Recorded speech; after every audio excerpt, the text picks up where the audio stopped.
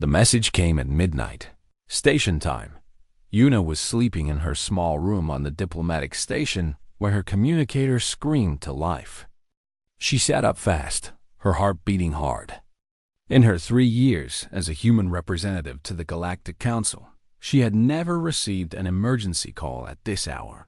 "Representative Yuna," said the voice on the other end. It belonged to High Coordinator Vex, the leader of the Rilvan species.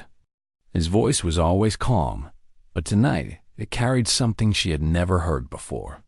Fear. "You need to come to the observation deck. Now." She did not ask questions. She pulled on her uniform and ran. The observation deck was the highest point of the station. It had a massive window that looked out into the black emptiness of space. When Yuna arrived, she found the deck crowded with aliens. Rilvans with their silver skin, Torvans with their 4 arms, Keshans with their glowing eyes. All of them were staring at the window, and all of them looked terrified. Yuna pushed through the crowd until she reached High Coordinator Vex. He was tall, even for a Rilvan, and his silver face was tight with worry. "What is happening?" Yuna asked. Vex did not answer with words. He simply pointed at the window. Yuna looked. At first, she saw nothing but stars. Then she noticed it. A shape in the darkness. A ship. It was far away, but the station's sensors had already identified it. The information appeared on the screen next to the window. Yuna read the words, and her blood turned cold. Vessel identified. HS Horizon's Edge. Human exploration ship. Status: lost. Date of disappearance: 12 years ago. "That is impossible," Yuna whispered. The Horizon's Edge was famous among humans. It was the pride of Earth's early space exploration program. The ship had carried 50 crew members into uncharted space. They were supposed to map new star systems and search for habitable planets. Instead, they vanished without a trace. No distress signal. No wreckage. Nothing. For 12 years, everyone believed they were dead. Now their ship was sitting at the edge of Council space, as if it had never left. "We have tried to contact them," Vex said. "They do not respond to our signals. Have you scanned the ship?" Yuna asked. "We have." Vex's voice dropped low. "That is why we called you." He touched a panel, and new information appeared on the screen. Yuna read it carefully. The ship's hull was intact. Life signs were detected inside. The crew was alive, but there was something else. An energy reading. Something inside the ship was producing power levels that the sensors could not properly measure. The numbers kept changing, jumping higher and higher, as if the device inside was growing stronger every second. "What is that?" Yuna asked. "We do not know," Vex admitted. "Our scientists have never seen anything like it. The energy signature does not match any known technology. It does not follow the laws of physics as we understand them." Yuna stared at the ship floating in the darkness. 12 years. Where had they been? What had they found? "The Council is afraid," Vex continued. "Some believe the humans on that ship have discovered something dangerous. Something that could threaten the entire galaxy." "You think we would attack you?" Yuna asked, anger rising in her voice. "I think that ship carries power that no species should have," Vex replied. "And I think we need to know what your people plan to do with it." Yuna took a deep breath. She understood the fear. Humanity was still new to the galactic community. They had only made contact with alien life 30 years ago. Many species still did not trust them. They saw humans as unpredictable, emotional, and dangerous. And now a human ship had returned from the dead with technology that scared the most powerful beings in the galaxy. "Let me go to them," Yuna said. Vex's silver eyes widened. "That is not wise. We do not know what state the crew is in. They could be hostile." "They are my people," Yuna said firmly. "If anyone can reach them, it is me. Let me take a shuttle. I will make contact and find out what they want. Vex was silent for a long moment. Around them, the other council members whispered among themselves. Yuna could feel their eyes on her, watching, judging. Finally, Vex nodded. Very well, but you will go alone. And if anything goes wrong, the council will not hesitate to act. Yuna understood what he meant. If the ship proved to be a threat, they would destroy it. They would kill every human on board. She had to make sure that did not happen. 1 hour later, Yuna was flying a small shuttle toward the horizon's edge. The ship grew larger in her window as she approached. It looked different than she remembered from the old pictures. The hull was covered in strange markings, symbols that seemed to glow with a soft blue light. They were beautiful and terrible at the same time. Her communicator crackled to life. Unknown shuttle. Identify yourself. The voice was human, male, tired but strong. This is Representative Yuna of the Galactic Council, she replied. I am here to welcome you home. There was silence. Then the voice spoke again, softer this time. Home. We have not heard that word in a long time. Can I come aboard? Yuna asked. Yes, dock at Bay 3. Captain Hyan will meet you. The shuttle glided into the docking bay. The doors closed behind her, and she felt the artificial gravity take hold.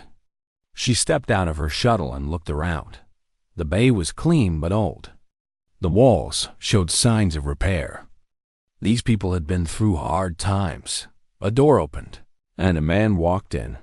He was tall, with short black hair and tired eyes. He wore a captain's uniform, but it was faded and patched in several places. He looked like he had aged 20 years, not 12.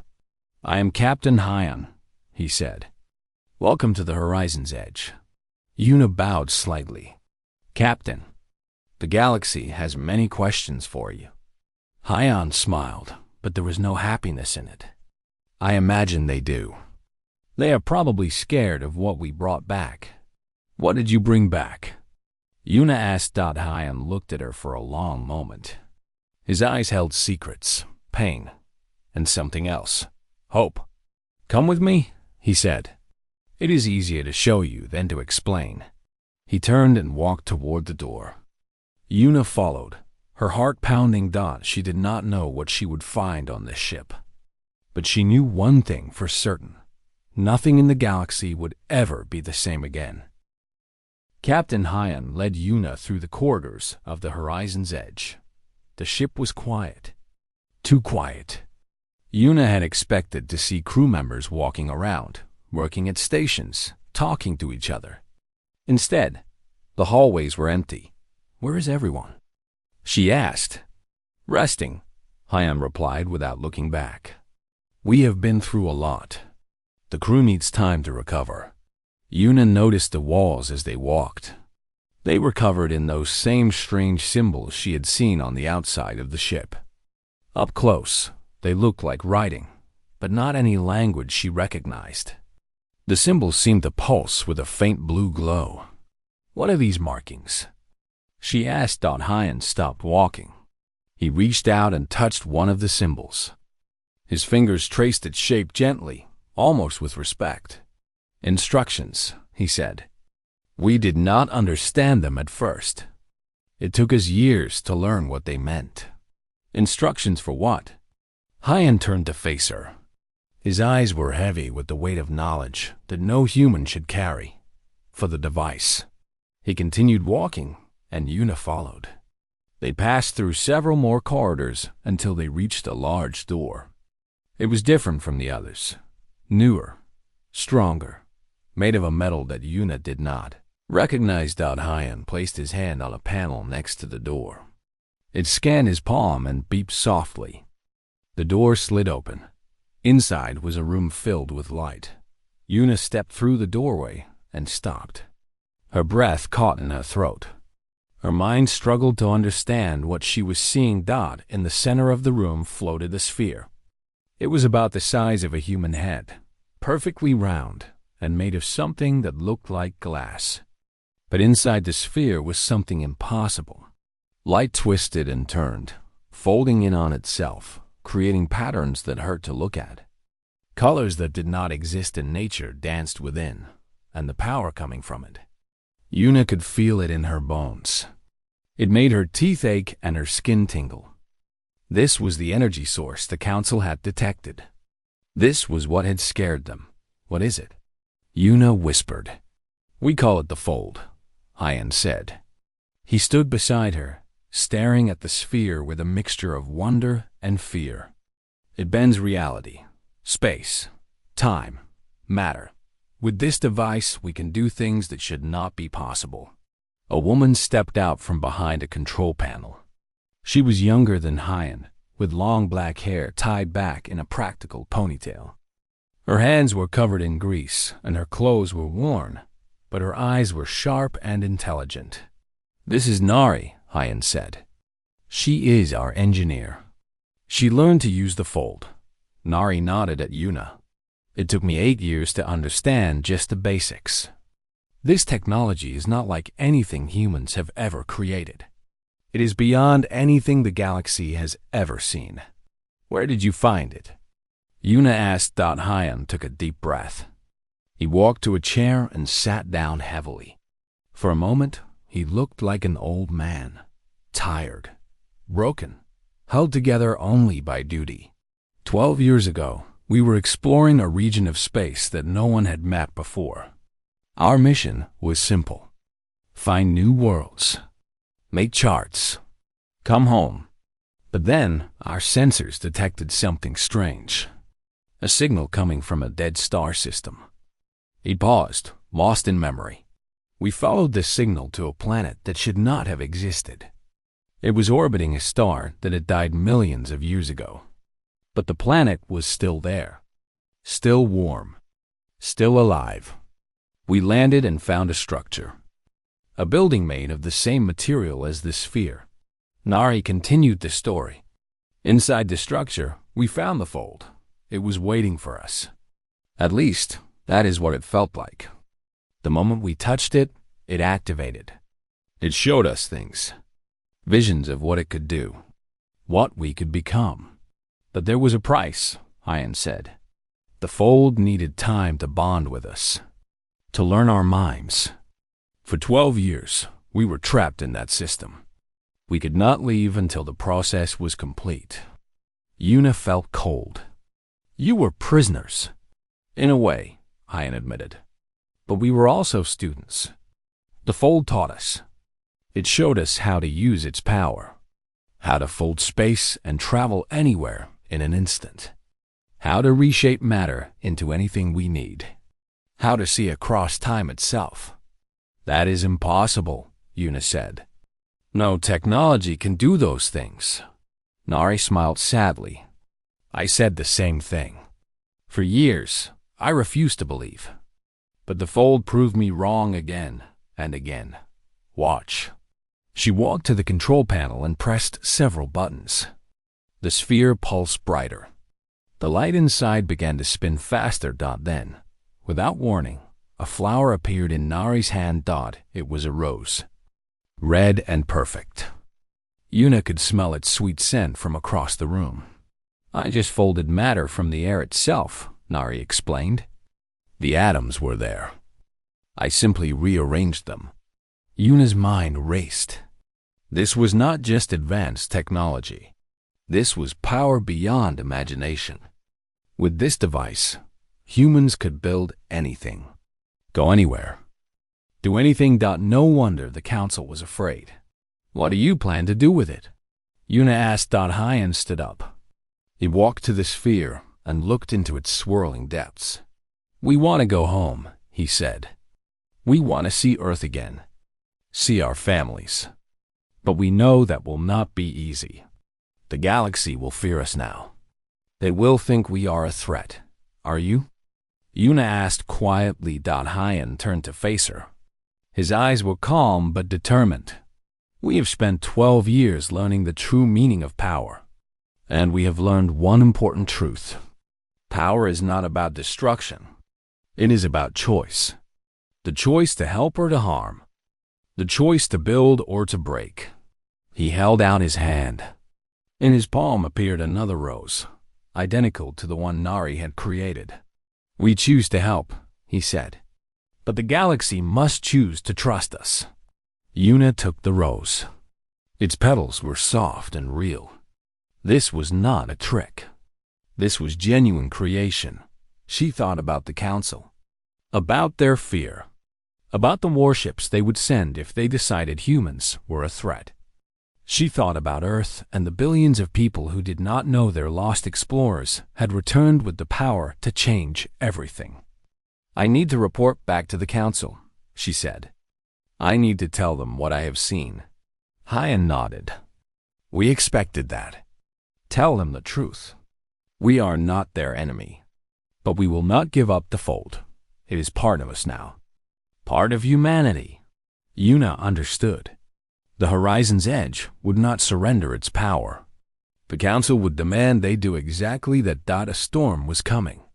She could feel it in her bones, just like she could feel the power of the fold.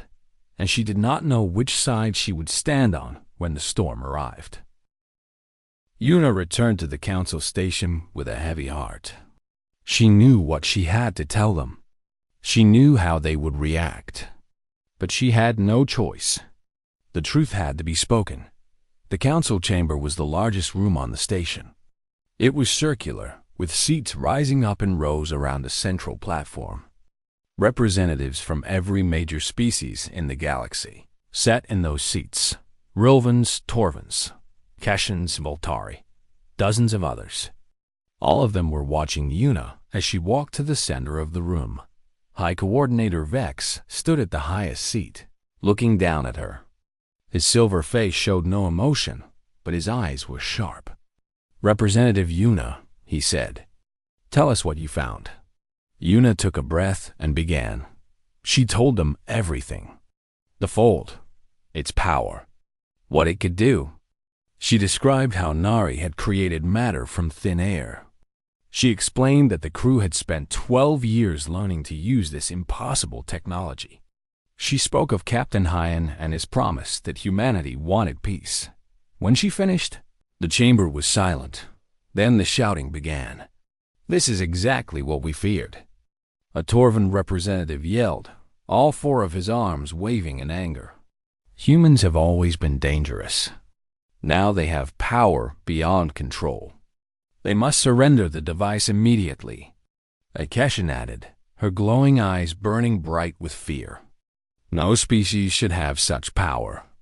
It must be destroyed. Destroyed? Another voice called out. It should be studied, controlled, given to the council for safekeeping. The chamber erupted into chaos. Everyone was talking at once. Arguments broke out between species that had been allies for centuries. Fear had turned them against each other. Vex raised his hand, and slowly the noise died down. Representative Yuna, he said calmly, you have spoken with the humans. What do they want? They want to go home, Yuna replied. They want peace. They want to rejoin the galactic community. And the device? Will they give it up? Yuna hesitated. She knew the answer. She knew how the council would take it. No, she said. They will not surrender the fold. Captain Hyan was clear about that. The device is bonded to them now. It is part of their ship, part of their crew.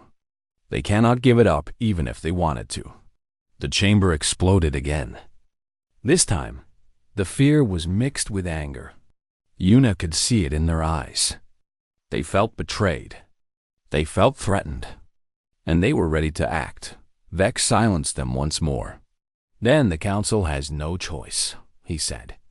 We must demand that the human ship surrender the device. If they refuse, we must be prepared to take it by force. Yuna's blood ran cold. You cannot be serious. That would mean war. That would mean protecting the galaxy, Vex replied. I do not wish for conflict, Representative. But we cannot allow any species to hold such power. The risk is too great. He turned to face the full council. I call for a vote. All those in favor of demanding the humans surrender their device, with military action authorized if they refuse. Hands rose across the chamber. Tentacles, claws, appendages of every shape and size. The vote was overwhelming. The motion passes, Vex announced. The Council will send a message to the human ship. They have 24 hours to comply. If they do not, the fleet will be authorized to use all necessary force. Una stood frozen on the platform. This was happening too fast. 24 hours was nothing. There was no time to negotiate, no time to find another way. She looked up at Vex. Let me go back to them. Let me try to find a peaceful solution. Vex shook his head. Your duty was to gather information, and you have done so. Now the matter is in the hands of the Council. You are dismissed. Una wanted to argue, but she knew it would do no good. The decision had been made. She turned and walked out of the chamber, her mind racing. She could not let this happen. She would not let this become a war. On the horizon's edge, Captain Hyam received the Council's message. He read it twice, then handed it to Nari. 24 hours, he said. That is how long they give us to surrender the fold. Nari read the message and threw it down in disgust. Surrender it? Do they not understand? The fold is not a weapon we can hand over. It is alive. It is connected to every system on this ship. Removing it would kill us all. They do not care, Hyan said. They see only the threat. They do not see the possibility. Fleet Commander Tay entered the room. He was a soldier, hard and practical. He had kept the crew alive during their 12 years of exile, and he was not about to let politicians destroy them now. Captain, he said, I have been monitoring their communications. The Council is already moving ships into position. They are not bluffing. If we do not comply, they will attack. Hyan closed his eyes. He had known this would happen. From the moment the fold bonded with the ship, he knew that the galaxy would fear them. He had hoped for better. He had prayed for understanding, but hope and prayer were not enough. How many ships? Hyan asked. 30 war cruisers, Tay replied. More are coming. They are serious about this. Nari laughed bitterly. 30 ships. They think that will be enough. Nari, Hyan said sharply. We are not here to fight. We are here to survive. To find a way forward. And if there is no way forward without fighting?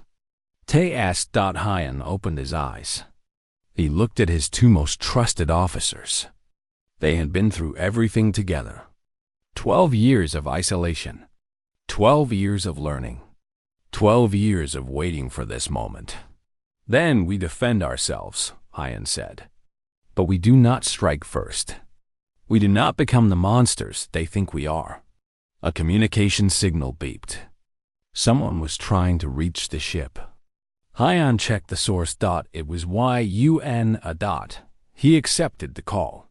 Her face appeared on the screen. She looked worried, desperate even. Captain Hyan, she said. I am so sorry. I tried to convince them, but they would not listen. They are afraid, and fear makes people do terrible things. I know, Hyan replied. It is not your fault. There has to be another way, Una said. Something we can do. Some compromise? Hyan was silent for a moment. Then he spoke. There is one thing. Something I did not tell you before. Something about the fold. What is it? Come back to the ship, Hyan said. I will show you. But come quickly. We are running out of time. The communication ended. Una stared at the blank screen. What secret was Hyan hiding? What had he not told her about the device? She did not know. But she was going to find out. She grabbed her shuttle keys and ran for the docking bay. 24 hours. That was all the time she had to stop a war. Una's shuttle docked with the horizon's edge for the second time. This time, Captain Hyan was waiting for her at the bay door. His face was serious, and there was something new in his eyes. A weight that had not been there before. "Thank you for coming back," he said. "You said you had something to tell me," Una replied. "Something about the fold that you did not share before. If there is any chance it could stop this war, I need to know." Hyan nodded slowly. "Follow me. This is something you need to see with your own eyes."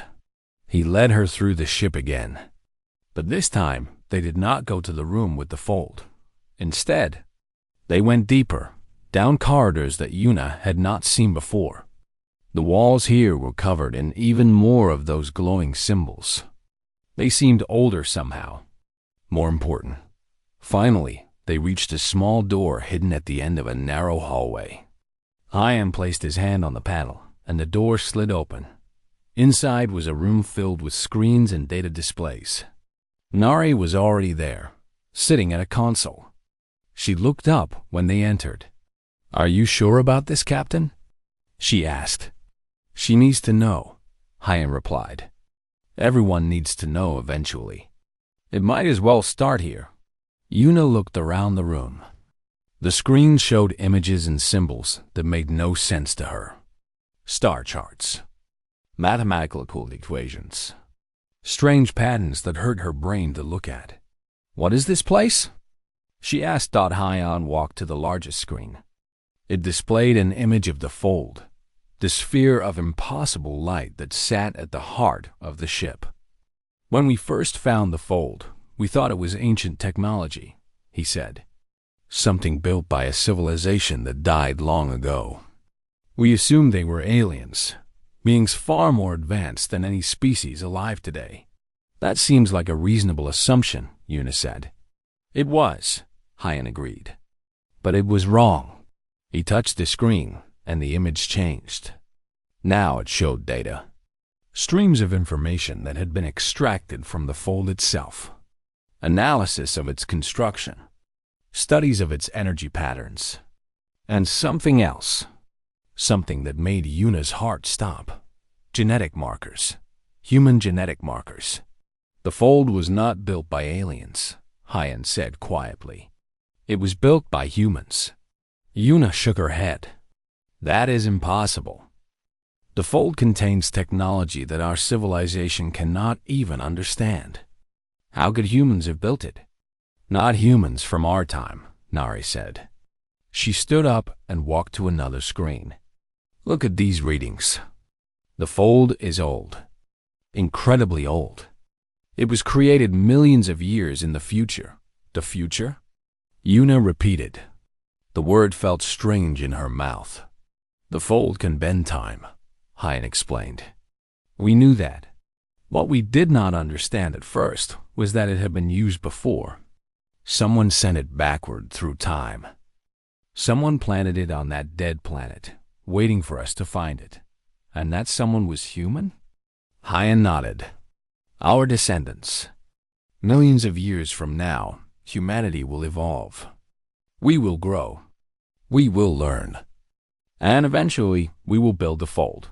Then, we will send it back to this moment in time." Una felt dizzy. This was too much.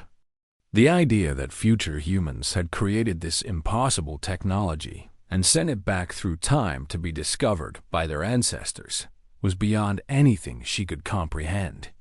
"Why?" she asked. "Why would they do this?" Hyan was silent for a long moment. When he spoke, his voice was heavy with meaning. "Because they needed us to have it. Because something happens. Something terrible. And without the fold, humanity does not survive." He changed the image on the screen again. Now it showed a vision. A message that had been encoded in the fold itself. Images of a galaxy in flames. Wars that consumed entire star systems. Civilizations that rose and fell in cycles of destruction. "This is what the future looks like without us," Hyan said. "Without the fold. Without the choice to be something more than we are." Una watched the images of destruction. She saw planets burning, stars dying, species wiped out in endless wars. It was horrible. It was terrifying, and it felt true. Our descendants sent the fold back because they had seen what happens when power is hoarded by the few, Hyan continued. When fear controls decisions. When species fight each other instead of working together. They sent it to us because they believed we could change things, that we could make a different choice. But the Council is doing exactly what your future warned against, Una said. They are afraid. They want to destroy the fold or take it for themselves. Yes, Hyan said. And if they do, the cycle continues. The wars come. The destruction happens. Everything our descendants tried to prevent will occur anyway. Una felt the weight of this truth pressing down on her. The fate of the galaxy, perhaps of all time, rested on what happened in the next few hours. Can you prove this? She asked. Can you show the Council what you have shown me? We can try, Hyan said. But will they listen? They are scared. Fear makes people blind to truth. They have to listen, Una said firmly. If this is real, if humanity's future depends on this moment, then we cannot let fear win. We have to make them understand. Nari shook her head. The Council does not want to understand. They want to control. That is all they have ever wanted. Then, we make them want something else, Una replied. She turned to Hyan. Her eyes were determined. Her voice was strong. Send me the data. Everything you have. Every piece of evidence that proves where the fold came from and why it was sent back. I will take it to the Council. I will make them see. Hyan studied her face. He saw something there that he had almost forgotten existed. Hope. And if they still refuse to listen? He asked. Then at least I will have tried, Una said. That is all any of us can do. Try to make things better. Try to choose hope over fear. That is what it means to be human, is it not? Hyan smiled. It was the first real smile Una had seen on his face. Yes, he said. That is exactly what it means. He transferred the data to her personal device. The evidence of humanity's future. The truth that could save the galaxy or destroy it. Una took the device and headed for her shuttle. 12 hours remained on the Council's deadline. 12 hours to change the course of history. Thought she had never felt so afraid. Or so determined. The Council chamber was chaos when Una arrived. Representatives shouted at each other. Screens displayed images of warships moving into position around the horizon's edge. The deadline was approaching, and no one believed the humans would surrender. High Coordinator Vex stood at his platform, trying to maintain order. When he saw Una enter, his silver face showed surprise. Representative Una, he called out over the noise. You were told your involvement in this matter was finished. I have new information, Una shouted back. Information that changes everything. The Council must hear it before they make a terrible mistake. The chamber grew quiet. All eyes turned to her. What information? Vex asked. Una walked to the center platform. She connected her device to the main display system. Images appeared on the giant screens around the chamber. Data, charts, the genetic analysis. The message from the future. The fold was not built by ancient aliens, she said. It was built by humans. Our descendants. Millions of years in the future. Shocked murmurs filled the chamber. They sent it back through time, Una continued. They sent it to us because they needed us to have it. Because without it, the galaxy falls into endless war. Every species here will eventually destroy each other. That is the future we are creating right now, with our fear and our demands and our threats. This is absurd, a Torvan representative shouted. Time travel? Future humans? This is clearly a trick to make us back down. It is not a trick, Una replied. Look at the data. Study it yourself. The evidence is real. Even if it is real, Vex said slowly. It does not change our position.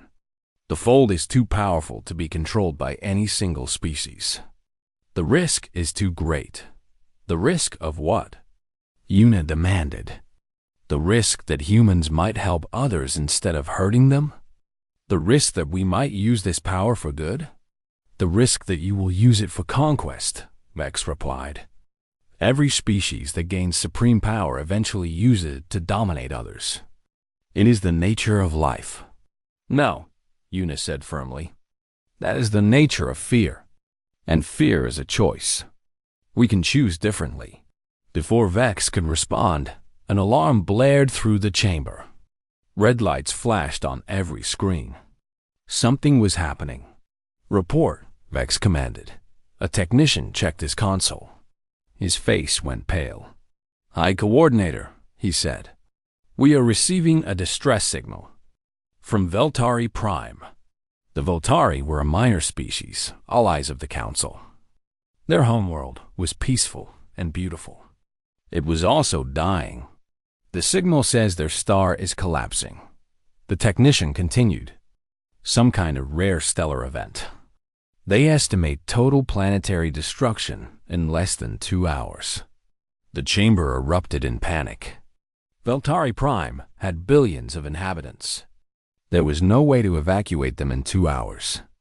No technology in the galaxy could move that many people that quickly. They were going to die. All of them. Then, through the chaos, came another signal. A message from the horizon's edge. Captain Hyon's face appeared on the main screen. He looked calm, determined. Council members, he said, we have heard the distress signal. We know what is happening to Voltari Prime. There is nothing you can do, Vex replied bitterly. Not even your device can save them. You are wrong, Hyan said. The screen showed an image of the fold. It was glowing brighter than before. Its internal light spinning faster and faster. The fold can bend reality, Hyan explained. Space, time, matter. We have spent 12 years learning its capabilities. And we have learned that there is no limit to what it can do. What are you suggesting? Vex asked. We are going to save them, Hyan said simply. All of them. Una watched in amazement as the horizon's edge began to move. The ship flew toward Voltari Prime at impossible speed, crossing distances that should have taken days in mere seconds. The Council's warships could not keep up. They could only watch. On the screens, Una saw the Voltari homeworld. It was beautiful. Blue oceans, green forests, millions of lights from cities that covered the continents. And above it, a dying star collapsing in on itself, ready to explode and destroy everything. The horizon's edge stopped near the planet. The fold's glow became visible, even from space. A sphere of light that seemed to contain all the deed, colors of creation. Then the impossible happened. The fold's power reached out. It touched the dying star. And instead of destruction, there was change. The star stopped collapsing. Its light stabilized. Its energy balanced. The process that should have killed billions was reversed in an instant. But that was not all. The fold's power continued to flow. It touched the planet below. Damaged ecosystems healed. Polluted waters became clean. Cities that had been crumbling were restored to their former glory. Hyon's voice came through the speakers again. This is what the fold can do. This is what humanity can do. Not conquest. Not destruction. But healing, restoration, hope. The council chamber was silent. Every representative stared at their screens in disbelief. They had just witnessed the impossible. A dying star saved. A world restored. All by humans and their impossible device. High Coordinator Vex slowly sat down. His silver face showed something it had never shown before. How? He whispered. How is this possible? Una stepped forward. She looked up at him with pride in her eyes. Because we chose it, she said. Humanity had power beyond imagination. We could have used it as a weapon. We could have forced the galaxy to submit. But instead, we chose to help. We chose to heal. We chose hope. She turned to face the entire council. That is who we are. That is who we have always been. Not perfect. Not always right. But trying. Always trying to be better. To do better. To help others, even when they fear us. Her voice rang through the chamber. You asked if humans could be trusted with the fold. Now you have your answer. We did not use it to attack. We used it to save lives that you had already given up on. And we will continue to use it this way. To help. To heal. To make the galaxy better for everyone. The council members looked at each other. The fear that had controlled them was fading. In its place was something new. Something that felt like the beginning of trust. Vex stood up again. He looked at Una, then at the image of the horizon's edge still displayed on the screen. The council withdraws its demands, he said. The human ship may keep its device. And humanity is welcome among us. Across the galaxy, the news spread. Humans had saved Veltari Prime. Humans had chosen compassion over conquest. Humans had proven that power did not have to corrupt. On the horizon's edge, Captain Hyan watched the celebrations on the screens. Nari stood beside him, tears in her eyes. We did it, she said. After everything, we actually did it. We made a choice, Hyan replied. The same choice our descendants made when they sent the fold back through time. The choice to believe that things can be better. That people can change. He looked out at the stars. Somewhere out there, millions of years in the future, his descendants were watching, hoping, waiting to see if their gift had been used wisely. And it had been. Humanity had faced its greatest test. Not a test of strength or intelligence or technology. A test of character. A test of hard thought, and they had passed. The galaxy would never be the same. But for the first time in a long time, that was a good thing. The lost ship had returned, and it had brought hope with it.